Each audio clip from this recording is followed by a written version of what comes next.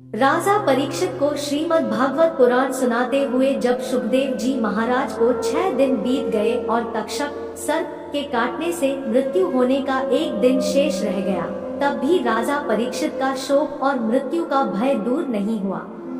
अपने मरने की घड़ी निकट आती देखकर राजा का मन क्षुब्ध हो रहा था। तब सुखदेव जी महाराज ने परीक्षित को एक कथा सुनानी आरंभ की। राजन, बहुत समय पहले की बात है।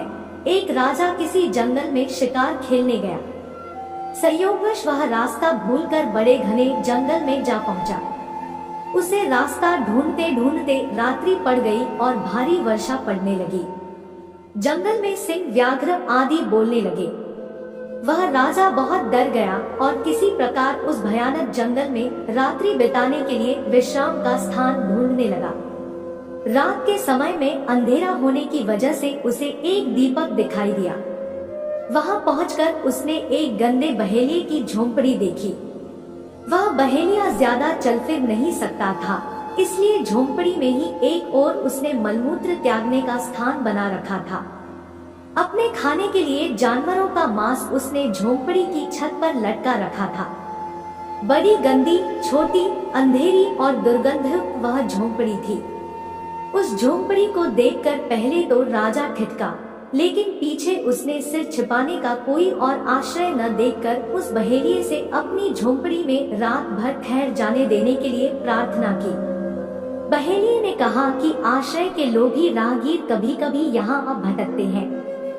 मैं उन्हें ठहरा तो लेता हूँ, लेकिन दूसरे दिन जाते समय वे बहुत झंझट करते हैं। इस झोंपड़ी की गंध उन्हें ऐसी भा जाती है कि फिर वे उसे छोड़ना ही नहीं चाहते और इसी में ही रहने की कोशिश करते हैं एवं अपना कब्जा जमाते हैं।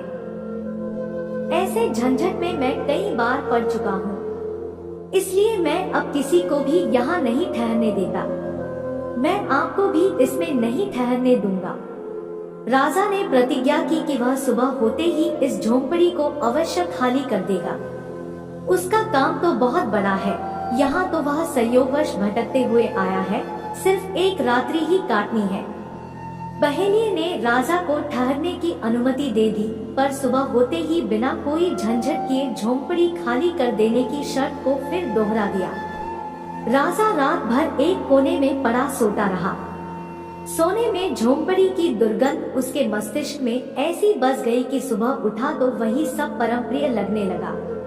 अपने जीवन के वास्तविक उद्देश्य को भूलकर वही निवास करने की बात सोचने लगा। वह बहेलिये से और ठहरने की प्रार्थना करने लगा। इस पर बहेलिया भड़क गया और राजा को भला बुरा कहने लगा। राजा को अब वह जगह छोड़ना झंझट लगने लगा और दोनों के बीच उस स्थान को लेकर विवाद खड़ा हो गया।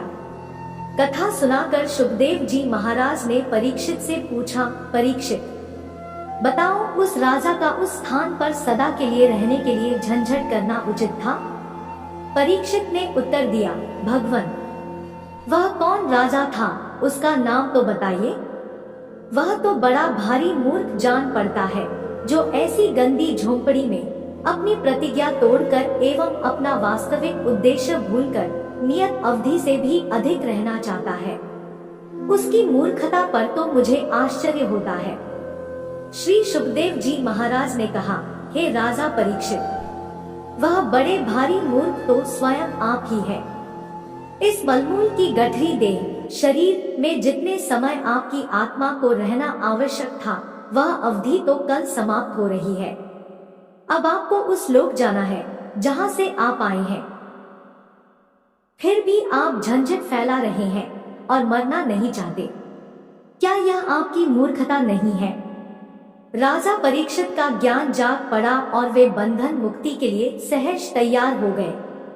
जब एक जीव अपनी माँ की कोख से जन्म लेता है, तो अपनी माँ की कोख के अंदर भगवान से प्रार्थना करता है कि हे भगवान, मुझे यहाँ इस कोख से मुक्त कीजिए, मैं आपका भजन सुमिरन करूँगा।